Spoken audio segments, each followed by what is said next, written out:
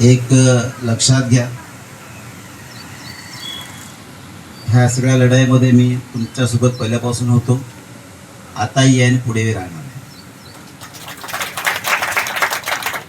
जरी आरक्षित जागेवर मी खासदार झालेलो असलो तरी सुद्धा सामाजिक कामं करताना मी कोणत्याही प्रकारचा भेदभाव पाळत नाही. तुम्ही लक्षात घेतलेलं असेल. तुम्ही एकाने मला सांगून द्या, मी जातीपातीचं कोणी कधी मी काय केलेलं आहे.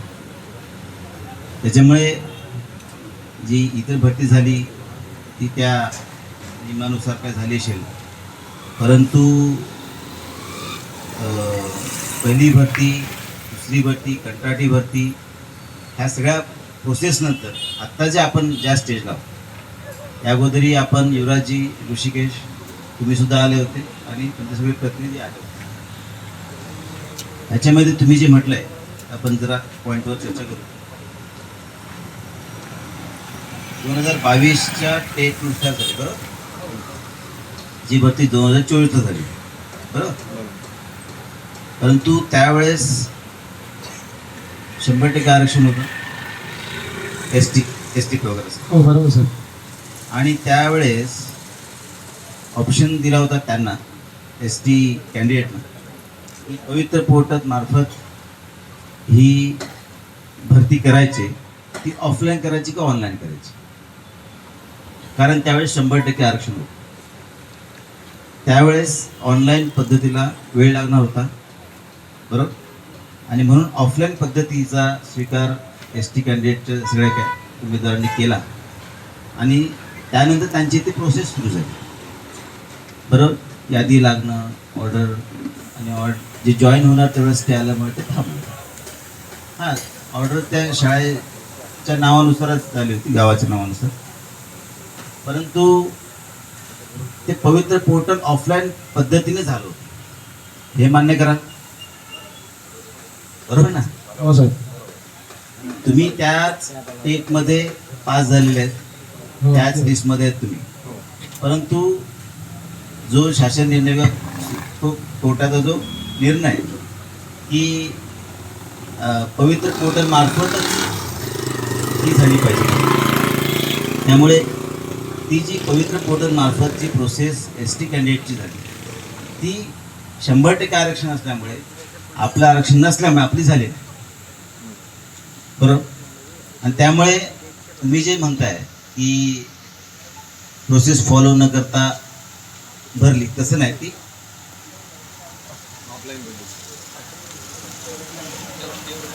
अरे ऑर्डर त्यांना दिला म्हणून, ऑर्डर दिला त्यांनी,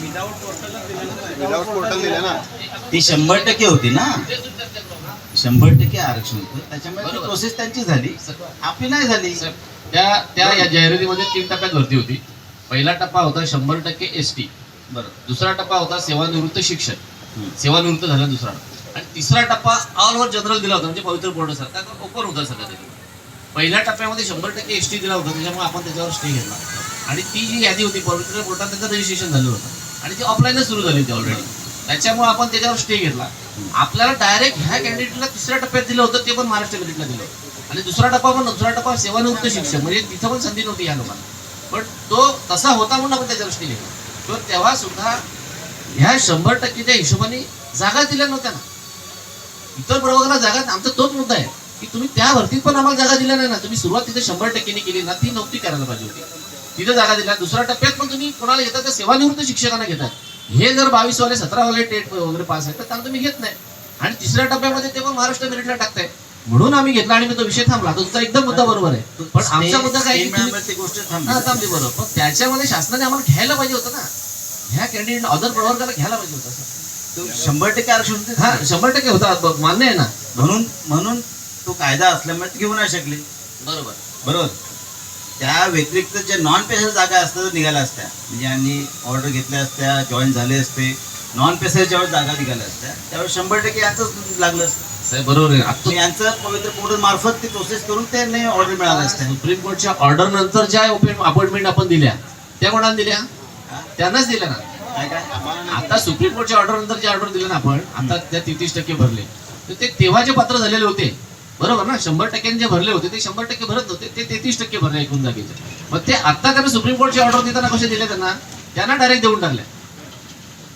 त्यांना का दिल्या? जर ते रेडी होतं साहेब मान्य नाही नाही, जेवढ्या जागा निघत होत्या पेसा, फक्त पेसा, त्याच्यापेक्षा कमी कॅन्डिडेट होते. आणि जसा कोर्टाचा निर्णय होता, पवित्र कोर्टामार्फत ती सगळी प्रोसेस त्यांची झाली होती, फक्त ते जॉईन व्हायचे बाकी होते. आणि म्हणून त्यांना घेतलं गेलं, कारण जागा जवळजवळ आताही आपण बघतोय की त्या मला वाटतं 800 आणि समथिंग काय भरले, अजूनही 432 जागा आहेत. म्हणजे ज्या जागा निघणार होत्या त्याच्यापेक्षा कमी कॅन्डिडेट होते, त्यांची सगळं पूर्ण प्रोसेस फॉलो झाली होती, म्हणून त्यांना घेतलं गेलं. त्याच्यामध्ये त्यांना घेतलं.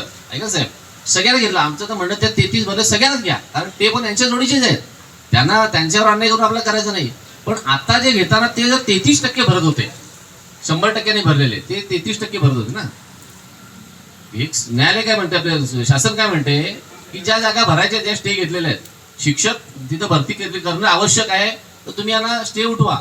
सुप्रीम कोर्टने स्टे उठवला आणि म्हटलं की आरक्षित प्रवर्गाच्या पुढे जात तुम्ही भरती करू नका, आवश्यकता वाटलं तर खुल्या प्रवर्गातून भरा. मग ते जर 33 भरले 100तून, तर 17 जागा उरत होत्या ना साहेब ह्या वेळेस सुप्रीम कोर्टाच्या ऑर्डरच्या वेळेस. मग त्या 17 त्यावेळेस ते इंटरप्रिटेशन तसं झालं ना. नाही कसं, पण आता ते 17 आम्हाला द्यायला पाहिजे होते. ठीक आहे, ते मेंबर तेवढे आहेत, पण ते 17 तो जो निर्णय आहे तो chief secretary, tribal secretary, education secretary, GAD ह्या सगळ्यांनी तो निर्णय घेतलेला आहे. आम्ही पण होतो त्यावेळेस. आमचा तोच म्हणणं आहे ना, आमचा विषय तो आहे ना.